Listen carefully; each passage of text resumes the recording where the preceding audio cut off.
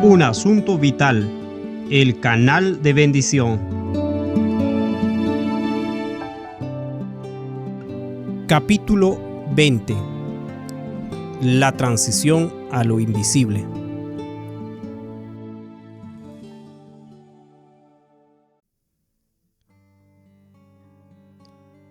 El reino de Dios se basa en las relaciones. Por ese mismo hecho, coloca su énfasis sobre cosas que no se ven. Aunque podemos ver evidencias de una relación, la relación misma no puede observarse con el ojo. Si miramos de cerca la relación marido-mujer, no podemos decir exactamente cuán fuerte o estable es esa relación. Podemos adivinar por lo que dicen y cómo se relacionan entre ellos, pero no podemos ver la relación misma. Es por esto que el reino de Dios se enfoca en lo invisible, en aquello que ocurre en la mente. Notemos algunos pasajes bíblicos que describen este aspecto de Dios. Romanos capítulo 1, versículo 20. Porque las cosas visibles de Él, su eterno poder y deidad, se hacen claramente visibles desde la creación del mundo, siendo entendidas por medio de las cosas hechas, de modo que no tienen excusa.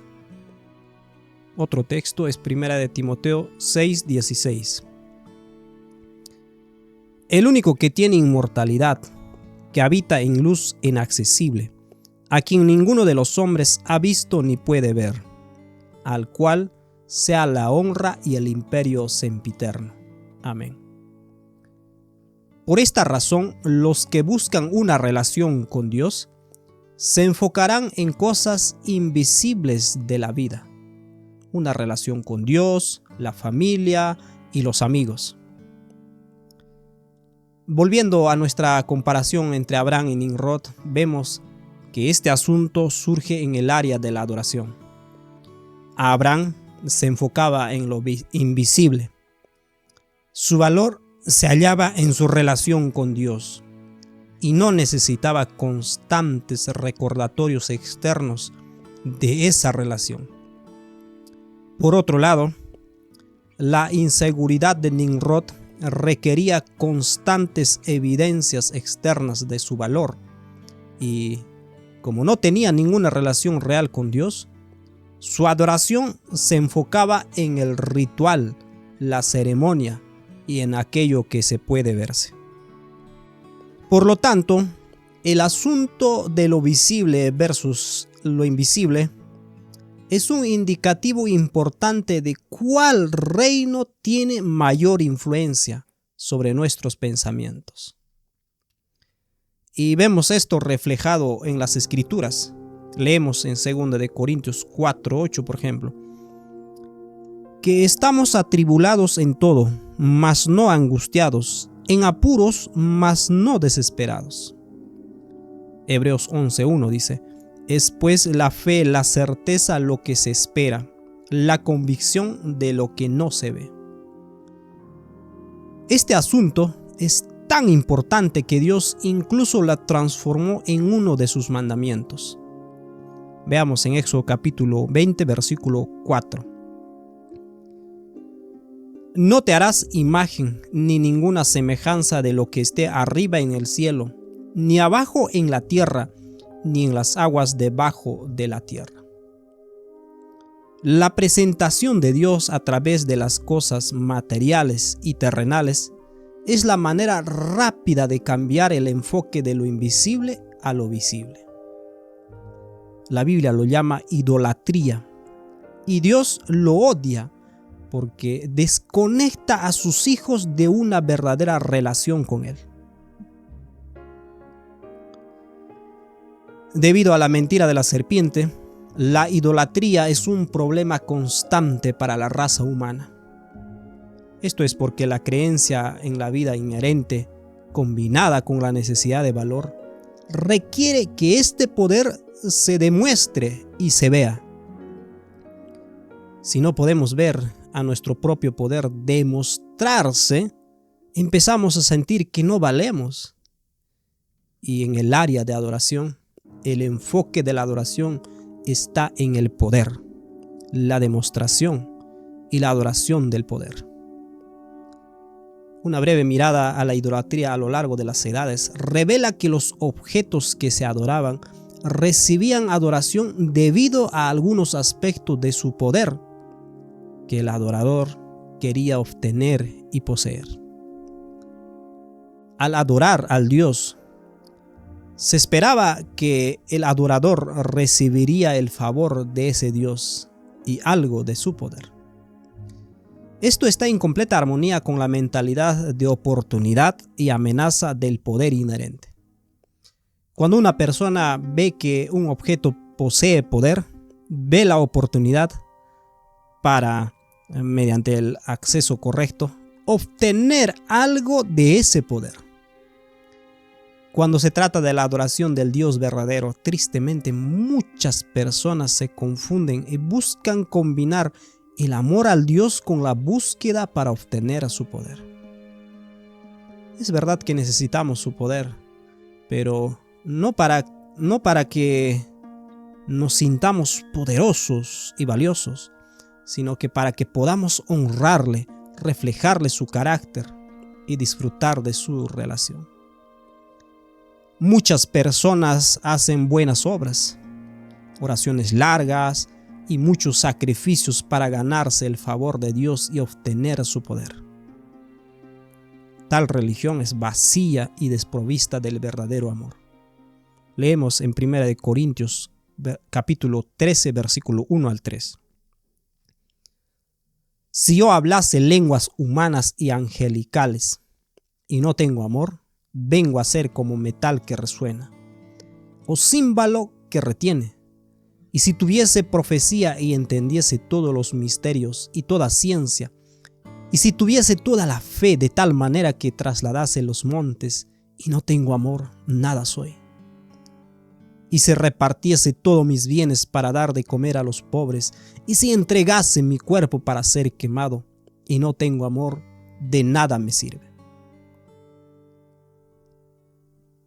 Por estas razones, el sistema del servicio del santuario fue diseñado para guiar a sus adoradores nuevamente a lo invisible, es decir, a lo relacional. Recordarás nuestra introducción al santuario, que este cambio de lo visible a lo invisible se representa claramente. La pregunta que debe hacerse es la siguiente. Si el reino de Dios está en lo invisible, entonces, ¿por qué les dio a los israelitas un sistema que era tan notoriamente visible? La respuesta a esa pregunta está en el hecho de que Dios nos encuentra donde estamos, y para enseñar a Israel los verdaderos principios de su reino, debía darles un modelo dentro de lo visible de cómo funcionaba esto. Debemos recordar, sin embargo, que el aspecto más sagrado de la adoración jamás era visto por los adoradores. Los bellos muebles de oro, el arca y los mandamientos nunca se veían, excepto por fe. También había una pared que rodeaba al santuario e impedía a la gente que viera desde afuera. Las únicas cosas visibles reales que veían los adoradores eran el altar del sacrificio, el cordero inmolado y la fuente de agua para el lavamiento. El resto estaba oculto, excepto para los sacerdotes que actuaban a favor del pueblo. Es vitalmente importante recordar que el propósito del viaje del santuario es escribir la ley de Dios en nuestros corazones. Un lugar que no puede ser visto. Para hacer esto efectivamente, el proceso del viaje debe suceder a través de la mente del adorador.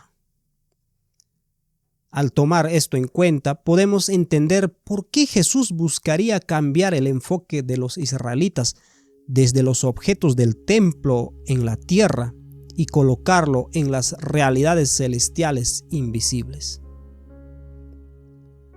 Lo interesante del santuario en la tierra es que era solo una copia del santuario celestial invisible original. Tal leemos en Hebreos capítulo 8, versículo 1 al 5. Ahora bien, el punto principal de lo que venimos diciendo es que tenemos tal sumo sacerdote, el cual se sentó a la diestra del trono de la majestad de los cielos, ministro del santuario y de aquel verdadero tabernáculo que levantó el Señor y no el hombre. Porque todo sumo sacerdote está constituido para presentar ofrendas y sacrificios, por lo cual es necesario que también éste tenga algo que ofrecer. Así que, si estuviese sobre la tierra, ni siquiera sería sacerdote, habiendo aún sacerdotes que presentan las ofrendas según la ley, los cuales sirven a lo que es figura y sombra de las cosas celestiales, como se le advirtió a Moisés cuando iba a erigir el tabernáculo, diciéndole: mira, haz todas las cosas conforme al modelo que se te ha mostrado en el monte. Siempre fue la intención de Dios cambiar el enfoque de lo visible a lo invisible, para que fuese efectiva la obra de escribir su ley en los corazones de su pueblo. Este fue uno de los elementos clave del ministerio de Jesús: cambiar el pensamiento de las personas hacia lo celestial. Leemos en Lucas 17, 20 al 21. Preguntado por los fariseos ¿cuándo había de venir el reino de Dios?, le respondió y dijo: el reino de Dios no vendrá con advertencia, ni dirán, helo aquí o helo allí, porque he aquí el reino de Dios está entre vosotros. Jesús dijo claramente a los fariseos que el reino de Dios no es visible al ojo, sino que está dentro de una persona. No habría ningún despliegue para convencer a los líderes judíos de este reino. Debía entrarse en él por fe.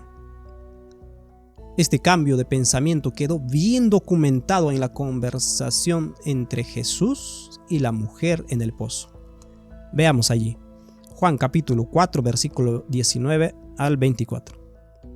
Le dijo la mujer: Señor, me parece que tú eres profeta. Nuestros padres adoraron en este monte, y vosotros decís que en Jerusalén es el lugar donde se debe adorar. Jesús le dijo: Mujer, créeme que la hora viene cuando ni en este monte ni en Jerusalén adoraréis al Padre. Vosotros adoráis lo que no sabéis.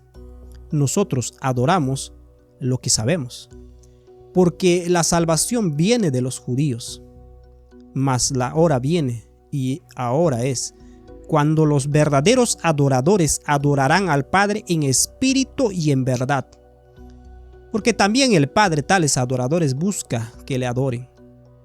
Dios es espíritu, y los que le adoran en espíritu y en verdad es necesario que adoren. Cuando la mujer percibió que Jesús comprendía los asuntos espirituales, inmediatamente le preguntó acerca del sitio correcto para la adoración. Su mente se enfocaba en lo físico y geográfico, pero Jesús le dijo que la verdadera adoración no consiste en un enfoque sobre la ubicación o las construcciones terrenales. No son los edificios los que hacen santo y sagrado a un lugar, sino es el Espíritu de Dios. A esta mujer, Él señaló hacia la adoración verdadera. Adoración en espíritu, es decir, lo invisible y verdad.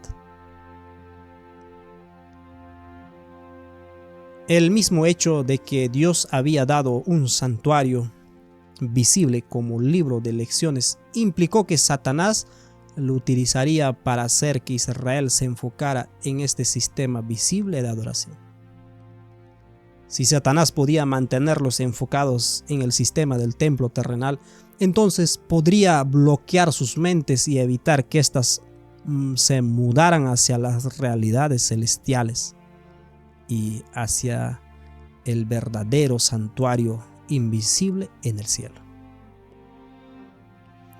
Si estudiamos cuidadosamente el diálogo entre Jesús y los líderes judíos, este asunto aparece una y otra vez. Veamos, por ejemplo, Juan 3, versículo 3 al 12. Respondió Jesús y le dijo: de cierto te digo, que el que no naciere de nuevo no puede ver el reino de Dios. Nicodemo le dijo: ¿cómo puede un hombre nacer siendo viejo? ¿Puede acaso entrar por segunda vez en el vientre de su madre y nacer? Respondió Jesús: de cierto te digo, que el que no naciere del agua y del Espíritu no puede entrar en el reino de Dios. Lo que es nacido de la carne, carne es, y lo que es nacido del Espíritu, Espíritu es. No te maravillas de que te dije: vos es necesario nacer de nuevo. El viento sopla de donde quiere y oyes su sonido, mas ni sabes de dónde viene ni a dónde va. Así es todo aquel que es nacido del Espíritu. Respondiendo Nicodemo y le dijo: ¿cómo puede hacerse esto? Respondiendo Jesús le dijo: ¿eres tú maestro de Israel y no sabes esto? De cierto te digo, que lo que sabemos hablamos y lo que hemos visto testificamos, y no recibís nuestro testimonio. Si os he dicho cosas terrenales y no creéis, ¿cómo creeréis si os dijera las celestiales? Jesús le dijo a Nicodemo que debía nacer de nuevo, lo cual, comprendido en su forma más literal, significa nacer del cielo o de lo invisible. Jesús entonces pasó a explicar la obra invisible del Espíritu de Dios, que el ojo no puede ver. A Nicodemo le costaba comprender este enfoque invisible. Satanás tenía que evitar que los israelitas siguieran a Jesús en sus mentes desde la tierra hasta el cielo. Si el enfoque de los israelitas se cambiaba a las realidades invisibles, perdería interés en el sistema del culto terrenal visible, que era el medio de control que los líderes judíos tenían sobre el pueblo. En función de esto, cada vez que Jesús hablaba de este cambio, se lo percibía como un ataque contra los líderes judíos y su base de poder. En el libro de Juan capítulo 2 versículo 18-21 leemos: y los judíos respondieron y le dijeron: ¿qué señal nos muestras, ya que haces esto? Respondió Jesús y les dijo: destruid este templo y en 3 días lo levantaré. Dijeron luego los judíos: en 46 años fue edificado este templo, ¿y tú en 3 días lo levantarás? Mas él hablaba del templo de su cuerpo. Los judíos querían una señal externa o visible de la autoridad de Jesús. Pero en respuesta, Jesús habló de lo invisible en lugar de lo visible. El sistema entero del santuario era un reflejo de Jesús, el agente sumiso divino. El objetivo entero de este sistema era hacer que las personas fuesen como Jesús. Jesús era el centro y el enfoque de todo, y lo que era tan vital de Cristo era su carácter. No era visible al ojo. Lamentablemente, los judíos se rehusaron cambiar sus pensamientos con Jesús a lo invisible y se aferraron a su templo terrenal. Ahora, es interesante notar que en base a las declaraciones del versículo anterior que acabamos de leer, los judíos finalmente condenaron a la muerte a Jesús. Vemos en Mateo 26, 61 al 65, que dijeron: este dijo: puede derribar el templo de Dios y en 3 días reedificarlo. Y levantándose el sumo sacerdote le dijo: ¿no respondes nada? ¿Qué testifican estos contra ti? Mas Jesús callaba. Entonces el sumo sacerdote le dijo: te conjuro por el Dios viviente que nos digas si eres tú el Cristo, el Hijo de Dios. Jesús le dijo: tú lo has dicho, Y además os digo que desde ahora veréis al Hijo del Hombre sentado a la diestra del poder de Dios y viniendo en las nubes del cielo. Entonces el sumo sacerdote rasgó sus vestiduras diciendo: ¡Ha blasfemado! ¿Qué más necesidad tenemos de testigo? He aquí, ahora mismo habéis oído su blasfemia. Este enfoque obsesivo en el templo terrenal, sutilmente planificado por Satanás mediante su mentira del poder inherente con su orientación hacia lo visible, causó una gran tragedia para Israel. Los israelitas no captaron el significado de los servicios que recibieron y rechazaron a la misma persona que estaba en el centro de su sistema de adoración. En un esfuerzo desesperado y ferviente, Jesús buscó despertar sus mentes ante esa obsesión necia con lo visible. Vemos esto en Mateo 23, 16 al 25. Ay de vosotros, guías ciegos, que decís: si alguno jura por el templo, no es nada, pero si alguno jura por el oro del templo, es deudor. Insensatos y ciegos, porque ¿cuál es mayor, el oro o el templo que santifica al oro? También decís: si alguno jura por el altar, no es nada, pero si alguno jura por la ofrenda que está sobre él, es deudor. Necios y ciegos, porque ¿cuál es mayor, la ofrenda o el altar que santifica la ofrenda? Pues el que jura por el altar, jura por él y por todo lo que está sobre él. Y el que jura por el templo, jura por él y por el que lo habita. Y el que jura por el cielo, jura por el trono de Dios y por aquel que está sentado en él. Ay de vosotros, escribas y fariseos hipócritas, ¿por qué diezmáis la menta y el eneldo y el comino y dejáis lo más importante de la ley, la justicia, la misericordia y la fe? Esto era necesario hacer sin dejar de hacer aquello. Guías ciegos, que coláis el mosquito y tragáis el camello.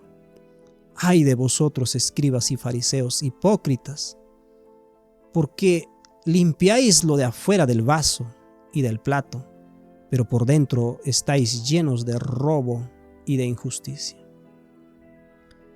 Tristemente no escucharon, y el mismo sistema que se había diseñado para llevar el corazón a una vida próspera quedó en el estado al que lo transforma el reino de Satanás, desolado. Vemos esto en Mateo 23, del 37 al 38. Jerusalén, Jerusalén, que matas a los profetas y apedreas a los que te son enviados. ¿Cuántas veces quise juntar a tus hijos como la gallina junta sus polluelos debajo de sus alas, y no quisiste? He aquí vuestra casa os es dejada desierta. Este cambio de pensamiento era difícil de aceptar, incluso para los discípulos de Cristo. No podían entender por qué Él necesitaba volver al cielo y hacer invisible para ellos.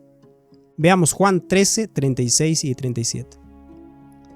Le dijo Simón Pedro: Señor, ¿a dónde vas? Jesús le respondió: a donde yo voy no me puedes seguir ahora, mas me seguirás después. Le dijo Pedro: Señor, ¿por qué no te puedo seguir ahora? Mi vida pondré por ti. Juan 14, 1 al 5. No se turbe vuestro corazón, creéis en Dios, creed también en mí. En la casa de mi Padre muchas moradas hay. Si así no fuera, yo os lo hubiera dicho. Voy, pues, a preparar lugar para vosotros. Y si me fuere y os preparare el lugar, vendré otra vez y os tomaré a mí mismo, para que donde yo estoy vosotros también estéis. Y sabéis a dónde voy y sabéis el camino. Le dijo Tomás: Señor, no sabemos a dónde vas. ¿Cómo pues podemos saber el camino? Si Jesús no volvía al cielo, nuestra naturaleza humana se enfocaría en su persona física en lugar de su carácter. Jesús tenía que volver al cielo para que nuestras mentes aprendiesen a pensar en lo invisible. La noticia maravillosa era que Jesús todavía estaría presente mediante su Espíritu. Todavía podría consolar a su pueblo, sin ser visible a ellos. A través del Espíritu Santo, Jesús completaría la obra de escribir su ley, es decir, su carácter, en sus corazones de sus discípulos.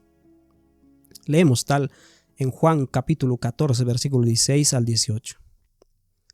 Y yo rogaré al Padre, y os dará otro consolador para que esté con vosotros para siempre. El Espíritu de verdad, al cual el mundo no puede recibir, porque no lo ve ni lo conoce. Pero vosotros le conocéis, porque mora con vosotros y estará en vosotros. No os dejaré huérfanos, vendré a vosotros. Juan capítulo 16, versículo 4 al 7 también dice: Mas os he dicho estas cosas, para que cuando llegue la hora os acordéis de que ya os lo había dicho. Esto no os lo dije al principio, porque yo estaba con vosotros. Pero ahora voy al que me envió y ninguno de vosotros me pregunta: ¿a dónde vas? Antes, porque os he dicho estas cosas, tristeza ha llenado vuestro corazón. Pero yo os digo la verdad, os conviene que yo me vaya, porque si no me fuere, el Consolador no vendrá a vosotros, mas si me fuere, os lo enviaré. Así como el templo debía hacerse invisible, lo mismo sucedía con Jesús. Esto era todo parte del proceso de cambiar de un sistema basado en el poder visible a un sistema relacional invisible. Qué maravilloso saber que Jesús todavía está con nosotros mediante su Espíritu, aquel que conoce nuestras penurias, tristezas y comprende los desafíos de la vida humana. Todavía está presente con nosotros y nos consuela. Como dijo Jesús, era vital que Jesús fuese como una identidad visible y volviéndose mediante el Espíritu y una identidad invisible, para que la verdadera obra de cambiar nuestros corazones pudiese lograrse donde era necesario, en el área invisible y relacional. Mucho del resto del Nuevo Testamento trata de este cambio de pensamiento a lo invisible y los intentos de Satanás de bloquear este cambio. Leemos, por ejemplo, Hechos capítulo 6, versículos 7 al 15. Y crecía la palabra del Señor, y el número de los discípulos se multiplicaba grandemente en Jerusalén. También muchos de los sacerdotes obedecían a la fe, y Esteban, lleno de gracia y de poder, hacía grandes prodigios y señales entre el pueblo. Entonces se levantaron unos de la sinagoga llamada de los libertos, y de los de Cirene, de Alejandría, de Cilicia y de Asia, disputando con Esteban. Pero no podían resistir a la sabiduría y el espíritu con que hablaba. Entonces sobornaron a unos para que dijesen que le habían oído hablar palabras blasfemas contra Moisés y contra Dios. Y soleviantaron al pueblo, a los ancianos y a los escribas, arremetiendo y arrebataron, y le trajeron al concilio, y pusieron testigos falsos que decían: este hombre no cesa de hablar palabras blasfemas contra este lugar santo y contra la ley, pues le hemos oído decir que ese Jesús de Nazaret destruiría este lugar y cambiaría las costumbres que nos dio Moisés. Entonces todos los que estaban sentados en el concilio, al fijar los ojos en él, vieron su rostro como el rostro de un ángel. Poco más adelante, Hechos capítulo 7, 48 al 60 también leemos: si bien el Altísimo no habita en templos hechos de mano, como dice el profeta, el cielo es mi trono y la tierra el estrado de mis pies. ¿Qué casa me edificaréis?, dice el Señor. ¿O cuál es el lugar de mi reposo? ¿No hizo mi mano todas estas cosas? Duros de cerviz e incircuncisos de corazón y de oídos, vosotros resistéis siempre al Espíritu Santo, como vuestros padres, así también vosotros. ¿A cuál de los profetas no persiguieron vuestros padres? Y mataron a los que anunciaron de antemano la venida del justo, de quien vosotros ahora habéis sido entregadores y matadores, vosotros que recibisteis la ley por disposición de ángeles y no la guardasteis. Oyendo estas cosas, se enfurecían en sus corazones y rugían los dientes contra él.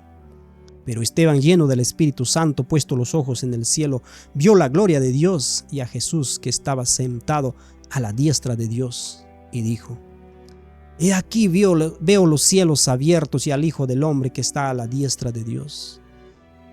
Entonces ellos, dando grandes voces, se taparon los oídos y arremetieron a una contra él. Y echándole fuera de la ciudad, le apedrearon.